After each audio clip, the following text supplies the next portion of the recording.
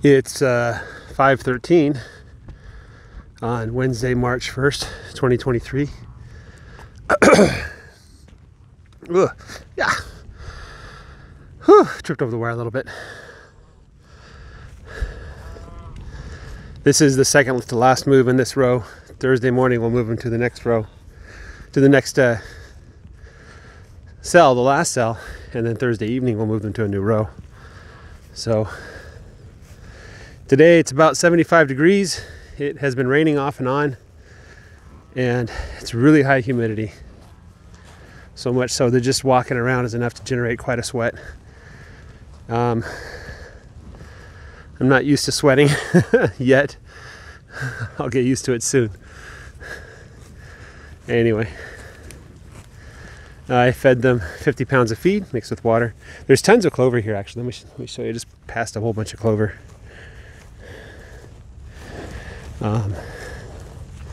Yeah. Down here, there's a bunch of clover. That's good news for me. I like clover. Clover is going to put nitrogen in the soil, and clover and grass grow best together. So it's better to have clover with grass than clover or grass. So hopefully we'll see a beautiful relationship develop between the clover and the grass here. This area is bare because it fills with water when it rains. So I think this is stuff that's left over from building the pond. Let me stand on top of the hill here. There's the ducks and the geese just to the south of this row. I don't remember this tree being fallen over. I guess it was cracked and it came down recently. What is this? Is that like, oh, that's a ball of fur. This is the area where, yeah, you can see the bones of the ram lamb just right there in the next row. So I don't know what the other skeleton in my pasture is. Wonder if it's older, if it came from somewhere else. Anyway, I was lazy. I didn't move the troughs before I filled them. And number 21, in her excitement, kind of kicked at me, hit my knee, but didn't hit hard. So I'm grateful I still have a knee. But I think Dusty, one of the longhorns, this one over here, I think it was her. I was trying to fill the trough with feed and she came up and smacked my wrist with her horns. Again, I don't think it was intentional, but nevertheless, these are huge animals with way more muscle and strength than I'll ever have. So these cows are bred to be docile, but that doesn't mean that they won't accidentally hurt you. So you got to be careful around them. See, this is how they lose their ear tags.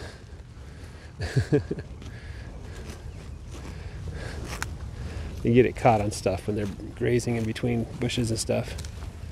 You having fun there? Is that metal tag or is that a calf? Who is that? I can't even tell. Let me take a look. It's a cow. It's metal tag.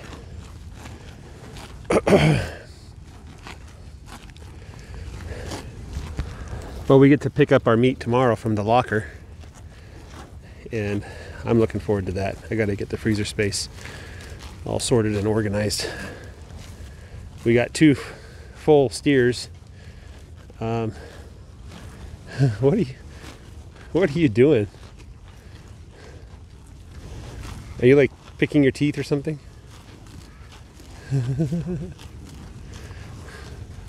Crazy calves.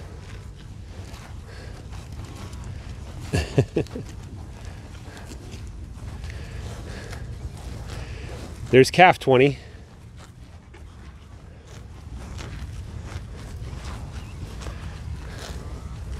Beautiful calf.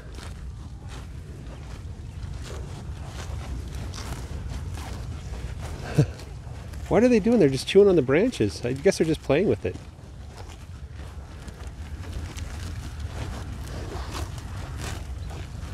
That's very strange behavior.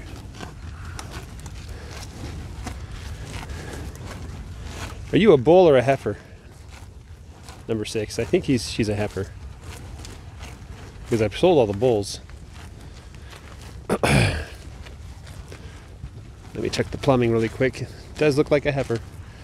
From a distance, number 1, there's not that piece of fur hanging down in the middle of the belly.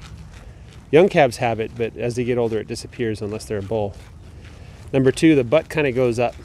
So I don't know if that's always a rule, but on the heifers the butt's a little bit higher, a little bit more pointed than the bulls. The other thing too is the bulls have bigger shoulders. So their shoulders tend to round out. Let me see if I can find a good example. So that's a heifer. So your butt kind of pokes up in the air. Let's see, that's a bull. That one in the foreground, but a very young one.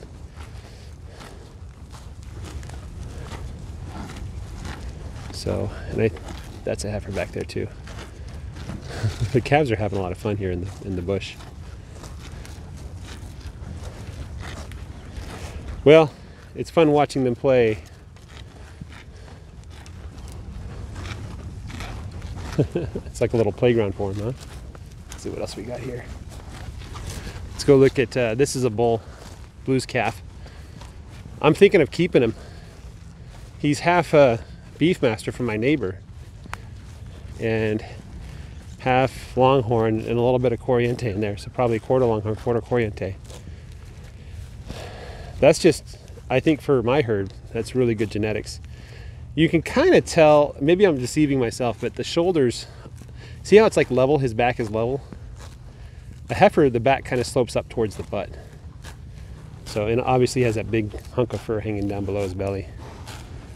So, yeah, you can tell from a distance.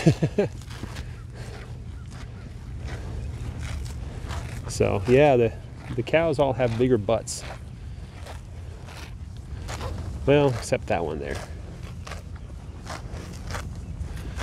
Right, Blue? See, on Blue, the butt kind of raises up in the air a little bit.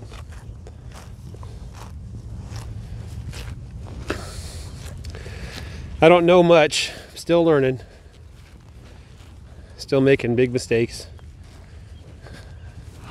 but it's been over a year now since, nope, the calf died last year after the fire, so it's been at least 6 months since we've had a cat animal die among our cattle. So I'm not a complete failure. You know, one thing is when you see a stick on the ground, you have to double check it's not a snake. I've seen snakes that look exactly like sticks and sticks that look exactly like snakes, so you have to keep your eyes open for that kind of stuff. It is warm, it's humid, it's damp, it's wet.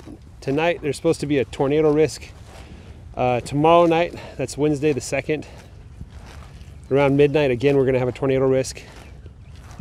And then maybe even on Thursday we'll have a tornado risk as well. So we're going to get some storms, some big storms. Warm weather with lots of rain and wind. Are you ready for it? Yeah, you can see how her butt kind of pokes up in the air. Yeah. All right, guys, thanks for watching. Have a great day. Bye-bye.